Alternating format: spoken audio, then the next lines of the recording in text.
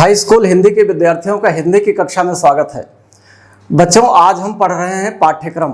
जब तक आप पाठ्यक्रम का गहराई से अध्ययन नहीं करेंगे तब तक आपको ये नहीं पता चलेगा कि किस टॉपिक से कितने नंबर के प्रश्न आते हैं, और तब तक आपको परीक्षा में अच्छे अंक नहीं मिलेंगे। इसलिए हमें सबसे पहले पाठ्यक्रम का पूरी गहराई से अध्ययन करना है। आइए हम देखते हैं आपका पाठ्यक्रम। विषय हिंदी, कक्षा 10, खंड आ, बहुविकल्पीय प्रश्न। अब बच्चों देखो, इस बार जो पाठ्यक्रम आपका चेंज हुआ है, पाठ्यक्रम में कई अच्छी अच्छी चीजें आई हैं, और वो है कि आपका जो पहला पूर्णांक 20 नंबरों का ये बहुविकल्पीय प्रश्न आएगा। बहुविकल्पीय का मतलब ऑप्शनल, मतलब एक प्रश्न पूछा जाएगा, उसके 4 उत्तर होंगे और आपको सही उत्तर का चयन करना है। जैसे प्रश्न आ गया कि रामचरितमानस किसने लिखा है, अब उत्तर आएगा रहीम, कबीर, तुलसीदास, मलिक मोहम्मद जायसी। अगर आपको पता है कि रामचरितमानस के रचयिता तुलसीदास हैं तो आप तुलसीदास पर टिक लगा दोगे या संबंधित गोले को काला कर दोगे। इसे कहते हैं बहुविकल्पीय प्रश्न। जहां ज्यादा विकल्प हो, एक उत्तर सही हो, उसे कहते हैं बहुविकल्पीय प्रश्न, ऑप्शनल। तो 20 नंबर का बहुविकल्पीय प्रश्न आपके पेपर में इस बार आएगा। तो पूरा पेपर 100 नंबर का, 20 नंबर का बहुविकल्पीय, 50 नंबर के लिखने वाले, 50, 20, 70 और 30 नंबर के प्रोजेक्ट जो आपको विद्यालय से मिलेंगे। ठीक, चलिए आगे बढ़ते हैं। मैं आपको बताता हूं कि आपकी परीक्षा में क्या क्या पूछा जाएगा। देखिए, पहला प्रश्न आएगा, हिंदी गद्य के विकास का संक्षिप्त परिचय, शुक्ल तथा शुक्लोत्तर युग। बच्चों, हिंदी गद्य का विकास कैसे हुआ? गद्य का मतलब बोलचाल की भाषा को गद्य कहते हैं। आपका पहला पाठ है मित्रता, आचार्य रामचंद्र शुक्ल ने लिखा है, वह गद्य है। तो जितने गद्य के पाठ हैं उन सबका गद्य का विकास कैसे हुआ, कौन से लेखक हैं गद्य के जिन्होंने अपने गद्य में लिखा, गद्य में कहानी लिखी, उपन्यास लिखा, निबंध लिखा आदि। तो आप जानते हैं कि इसको 4 भागों में बांटा गया है गद्य के विकास को, भारतेंदु युग, द्विवेदी युग, शुक्ल युग, शुक्लोत्तर युग। तो आपसे सिर्फ 2 पूछा जाएगा, शुक्ल युग और शुक्लोत्तर युग। इससे संबंधित प्रश्न पूछे जाएंगे और 5 प्रश्न पूछे जाएंगे। ऐसे प्रश्न आएगा कि ये शुक्ल युग किसके नाम से चला। अब आपको पता है कि शुक्ल युग आचार्य रामचंद्र शुक्ल के नाम से चला। ऐसे प्रश्न आ सकता है, शुक्ल युग के 2 कहानीकारों के नाम लिखो, शुक्ल युग के 2 उपन्यासकारों के नाम लिखो, शुक्लोत्तर युग के 2 नाटककारों के नाम लिखो। इस तरह के प्रश्न आएंगे। और शुक्लोत्तर का मतलब शुक्ल जी के बाद का युग, शुक्ल के उत्तर का युग, आचार्य रामचंद्र शुक्ल के बाद का युग। तो आपसे 2 ही युग से प्रश्न आएंगे, शुक्ल युग से, शुक्लोत्तर युग से। 5 नंबर के प्रश्न आएंगे, 1-1 नंबर के होंगे। अगर आपने सही कर दिया 5 के 5 मिल जाएंगे। प्रश्न नंबर 2 आएगा, हिंदी पद्य के विकास का संक्षिप्त परिचय, रीतिकाल एवं आधुनिक काल। अब काव्य का विकास कैसे कैसे हुआ, कविता कैसे कैसे विकसित हुई। अब कविता के युग को आदिकाल, भक्तिकाल, रीतिकाल, आधुनिक काल 4 भागों में बांटा गया है। तो आदिकाल और भक्तिकाल तो आपने कक्षा 9 में पढ़ लिया। अब रीतिकाल और आधुनिक काल आपको कक्षा 10 में पढ़ना है। ये देखिए, और ये भी 5 नंबर के प्रश्न आएंगे, 5 प्रश्न आएंगे इन दोनों से। ऐसे जैसे रीतिकाल की 2 विशेषताएं लिखिए, रीतिकाल के 2 कवियों के नाम लिखिए, या बिहारी सतसई किसने लिखी। ऐसे आधुनिक काल में भारतेंदु युग, द्विवेदी युग, छायावाद युग, प्रगतिवाद युग, प्रयोगवाद युग, नई कविता, इस तरह का विभाजन होगा। इनसे संबंधित प्रश्न आएंगे। इन सारे प्रश्नों को मैंने अलग अलग वीडियो में आपको दे रखा है। आप प्लेलिस्ट में चले जाइए, मेरे चैनल डॉक्टर वीरेंद्र शुक्ला हिंदी भाषा पर, वहां से आप देख सकते हैं। अब प्रश्न नंबर जो 3 पूछा जाएगा वो काव्य सौंदर्य के तत्व में क, ख, ग 3 है, रस, अलंकार और छंद। अब रसों में हास्य रस और करुण रस, वैसे 9 रस होते हैं लेकिन आपसे सिर्फ 2 रस पूछा जाएगा, हास्य रस और करुण रस।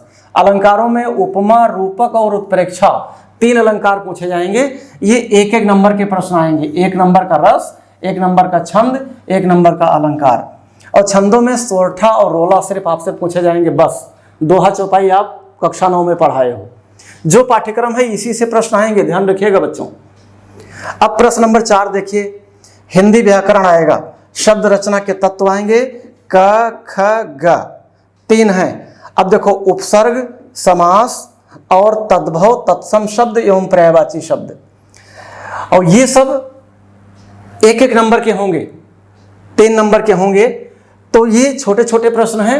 20 नंबर के ये बहुविकल्पीय प्रश्न आएंगे, इन्हें गलत नहीं करना है। अगर इनमें पूरे पूरे नंबर मिलते हैं, अगर गलत हो गया तो सारा गलत हो जाएगा और सही हो गया तो सारा सही हो जाएगा। तो ये 20 नंबर आपको बहुत महत्वपूर्ण है और बहुत संभाल के रखना है। अब आगे बढ़ते हैं, आगे आ जाएं हम संस्कृत व्याकरण में। देखो संस्कृत व्याकरण में क्या है, 5 नंबर आएगा आपका संस्कृत व्याकरण। सर्वनाम, तद और युष्मद रूप पूछे जाएंगे 1 नंबर का। वाक्य का स्वरूप 1 नंबर का पूछा जाएगा। वाच्य प्रयोग और वाच्य परिवर्तन 1 नंबर का पूछा जाएगा। और पद परिचय, विकारी एवं अविकारी शब्द, ये 1 नंबर के पूछे जाएंगे। तो इस तरह से 20 नंबर के बहुविकल्पीय प्रश्न आएंगे, ऑप्शनल प्रश्न आएंगे। इन्हें आपको गोला काला करना पड़ेगा। अगर आपने हिंदी व्याकरण कायदे से पढ़ लिया है तो आपके ये 20 के 20 सही हो जाएंगे। और अगर आपके ये 20 सही हो गए तो लिखित परीक्षा में आपको 65 से 68 नंबर लेने में कोई रोक नहीं सकता 70 में से। 30 नंबर आपको विद्यालय दे देगा। इस तरह आप 90 पार कर जाओगे। बात समझ में आ रही मेरी? आगे बढ़ते हैं। अब खंड ब है जो वर्णनात्मक प्रश्न आपसे पूछा जाएगा। खंड ब से वर्णनात्मक प्रश्न पूछा जाएगा। अब देखिए वर्णनात्मक प्रश्नों में क्या क्या आएगा, देखते हैं। पहला जो प्रश्न होगा, नंबर 1 प्रश्न होगा, गद्य हेतु निर्धारित पाठ्यवस्तु से गद्यांश पर आधारित 3 प्रश्न पूछे जाएंगे 6 नंबर के। मतलब गद्य खंड से 2 गद्यांश आएंगे, दोनों में से एक करना होगा और उस गद्यांश को पढ़कर उसके नीचे 3 प्रश्न आएंगे। उन 3 प्रश्नों का उत्तर देना है। पहला प्रश्न होगा इस गद्यांश का संदर्भ लिखो। दूसरा प्रश्न होगा रेखांकित अंश की व्याख्या करो। उसी में से अंडरलाइंड होगा, रेखा खींची होगी, उसे कहते हैं रेखांकित। तो जितनी लाइन के नीचे रेखा खींची होगी उतने की आपको हिंदी व्याख्या करनी है। और तीसरा प्रश्न उसी गद्यांश पर आधारित होगा। अगर आपने गद्यांश कायदे से पढ़ा है तो उस प्रश्न का उत्तर आप दे ले जाओगे और इसमें से एक भी नंबर कटते नहीं है, 6 के 6 सही हो जाएंगे। प्रश्न नंबर 2 होगा पद्य पर निर्धारित पाठ्यवस्तु से पद्यांश पर आधारित प्रश्न। मतलब जो काव्य खंड है, कविता खंड है, सारी कविताओं को आपको कायदे से उनका हिंदी अर्थ पढ़ लेना है, जान लेना है, समझ लेना है। उनकी व्याख्या पढ़ लेनी है, समझ लेनी है। अगर आपको व्याख्या नहीं आती कविता की तो कविता पर भी आधारित 3 प्रश्न आएंगे। 2 कविताएं आएंगी अथवा करके, एक करना होगा और उस कविता पर आधारित 3 प्रश्न पूछे जाएंगे। पहला प्रश्न इस कविता का संदर्भ लिखो। दूसरा रेखांकित अंश की व्याख्या करो। उसमें भी रेखा खींची होगी किसी कविता की लाइन के नीचे, उसकी आपको व्याख्या करनी है। और तीसरा उस कविता पर आधारित एक प्रश्न होगा। अगर आपको कविता की व्याख्या आती है तो आप प्रश्न का उत्तर दे ले जाओगे, नहीं आती है तो छूट जाएगा और छोड़ना नहीं है, नहीं तो आपके नंबर कम हो जाएंगे। अब देखिए प्रश्न नंबर 3 क्या आएगा, संस्कृत गद्यांश का संदर्भ सहित हिंदी में अनुवाद। आपकी पुस्तक में संस्कृत गद्य और पद्य दोनों हैं। श्लोकों को पद्य कहते हैं और बोलचाल की संस्कृत भाषा को गद्य कहते हैं।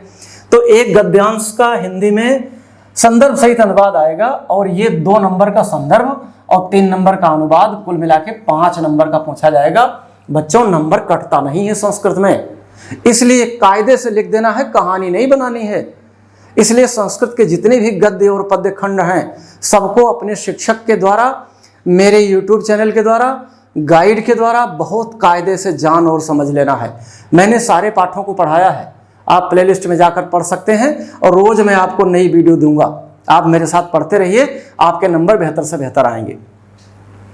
फिर हम बात करते हैं प्रश्न नंबर 4 की, संस्कृत पद्यांश। अब एक श्लोक का हिंदी में अर्थ लिखने को आएगा, संदर्भ और 3 नंबर का अर्थ। 2 नंबर का संदर्भ, 3 नंबर की व्याख्या, ये 5 नंबर का कुल मिलाकर आएगा।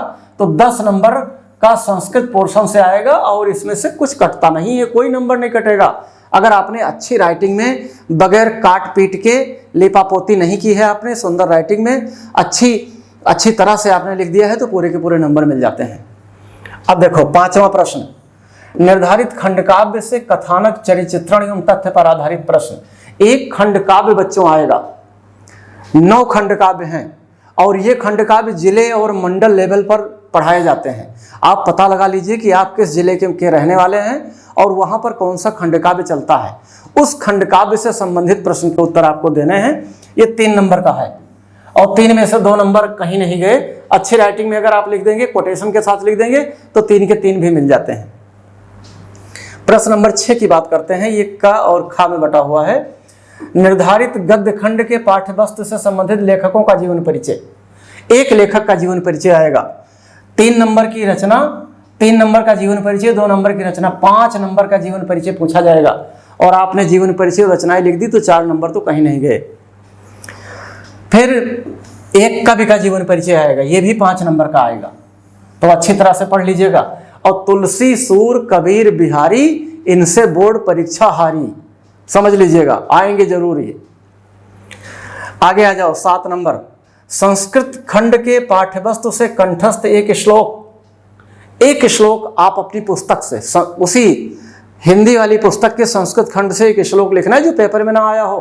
कई बच्चे क्या करते हैं कि श्लोक याद नहीं करते और जो पेपर में श्लोक आता है वही श्लोक लिख देते हैं बच्चे, उससे नंबर कट जाता है और भी नंबर कट जाते हैं, परीक्षक नाराज हो जाता है। तो आपको एक श्लोक याद करना है, कायदे से रफ पर लिख कर देख लेना है जिससे स्पेलिंग में गलती ना हो उसके, और 2 नंबर का है, ये तो आएगा ही आएगा, समझ लो पेपर आउट है, इसलिए एक श्लोक पक्का तैयार करके रखना, 2 नंबर का पूछा जाएगा ये। और प्रश्न नंबर 8, पत्र लेखन। बच्चों एक पत्र आएगा जो कि 4 नंबर का आएगा, और पत्र लेखन आपको बहुत कायदे से तैयार कर लेना है, पत्र लेखन तो आएगा ही आएगा। अब हम बात करते हैं प्रश्न नंबर 9 की। प्रश्न नंबर 9 देखिए, 9 नंबर, संस्कृत खंड के पाठ्यवस्तु पर आधारित 2 प्रश्नों का संस्कृत में उत्तर, ये 2 नंबर के आएंगे। 2 प्रश्नों को संस्कृत में उत्तर देना होगा। 10 नंबर, निबंध रचना, एक निबंध पूछा जाएगा। अब निबंध महत्वपूर्ण क्या है? विज्ञान के चमत्कार, पर्यावरण प्रदूषण, संचार के साधन मतलब इंटरनेट, महंगाई और किसी मेले का वर्णन। इन 5 को अगर आपने तैयार कर लिया, 5 में से कोई 3 भी तैयार कर लिया तो भी पक्का है, लेकिन याद रखिएगा ये 7 नंबर का आएगा, और जब 7 नंबर का आएगा तो कम से कम 3 पेज में आपको लिखना है, 2 पेज पूरा और तीसरे पेज में समाप्त कर दो, तब बात बनेगी। 2-4 लाइन लिखने में 7 नंबर नहीं मिलते, 2-4 लाइन लिखने में तो 1 नंबर 2 नंबर मिल जाएगा। तो अगर आपको अच्छे नंबर लेने हैं तो कायदे से तैयारी करनी पड़ेगी। तो इस तरह ये बात पूरी हो गई हमारी। और फिर आंतरिक मूल्यांकन हुआ जो कि ये 30 नंबर का टेस्ट आपको होगा।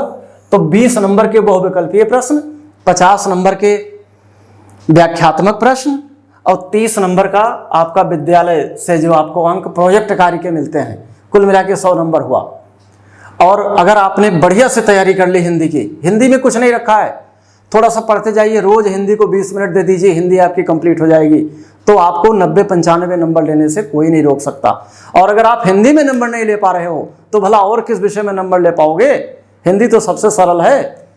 इसलिए मेरे साथ हिंदी पढ़ते रहिए, मेरे वीडियो को ज़्यादा से ज़्यादा शेयर कीजिए, सब्सक्राइब कीजिए, लाइक कीजिए, और मैं आपको लगातार वीडियो देता रहूँगा, पढ़ाता रहूँगा। और आप देखिए कि ये आपके पाठ हैं, मित्रता, ममता, भारतीय संस्कृति, अजंता, क्या लिखूं, ईर्ष्या तू न गई मेरे मन से, पानी में चंदा, चांद पर आदमी।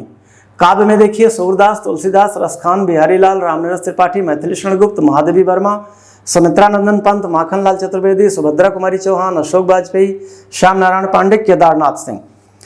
और संस्कृत में देखिए वाराणसी, देशभक्ता चंद्रशेखरा, भारतीय संस्कृति, ये पूरा आपका पाठ है।